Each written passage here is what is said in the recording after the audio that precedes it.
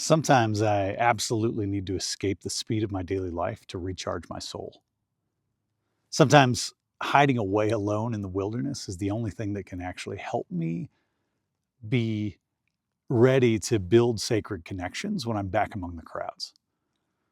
Sometimes I need to pause the fast forward feeling of life so that when I press play again, my soul is adjusted to the right tempo and pace. I'm sitting amongst the piñones and junipers of the northern New Mexican forests. I'm on ground that is holy to the Ute people and to the Puebloan people of this area. I'm, s- I'm in the wilderness alone, and yet I feel connected. The people of the past are still here in the scent of sage and sunflowers. The stories of history and prehistory float like dust in the breeze that comes through before a summer monsoon downpour. I'm alone here, but I'm not alone at all.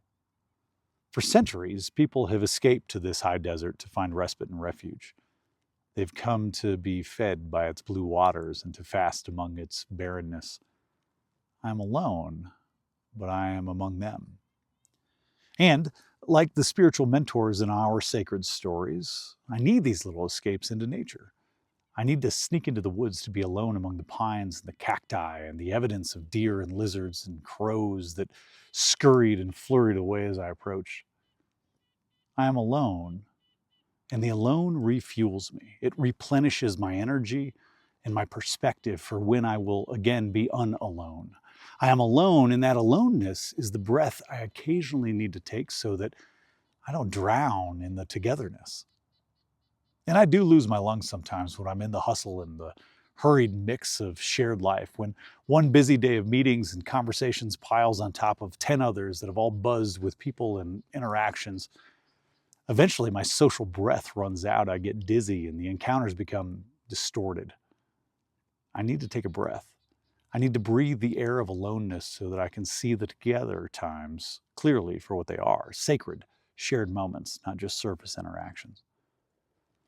And so the alone is what I need for the together to have meaning. The alone prepares me for the together. It's the way our social lungs breathe in the holy air of togetherness and exhale in peaceful moments alone.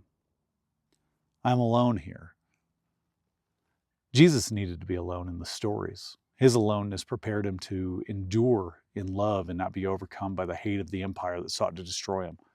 Buddha was alone in the stories to gain perspective and to settle into the oneness that we all find ourselves seeking.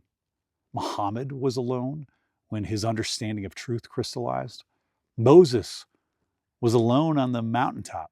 His encounters with God couldn't have happened in the busy marketplace or in ordinary town life, but those spaces were needed to share the insights gained alone in the wilderness.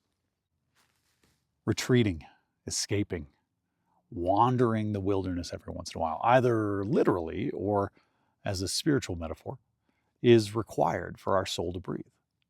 And when our soul has caught its breath, we can see clearly, and our senses and our bodies, including whichever organ love emanates from, can operate at full capacity. I am alone here now so that I can be together tomorrow. I am alone as the ancestors were, at times also alone. I am alone, but I am with those who are here before and those who will need this wilderness after I'm gone for their souls to breathe cleansing breaths like mine is breathing right now. Here's a short prayer. Loving God who meets us here in the quiet, be with us.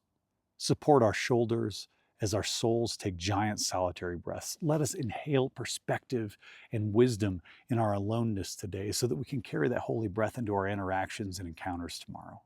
Amen. Hey, Between is about you.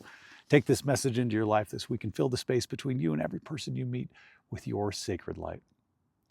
My favorite church is the space between people. Now go with God's love and create the church between.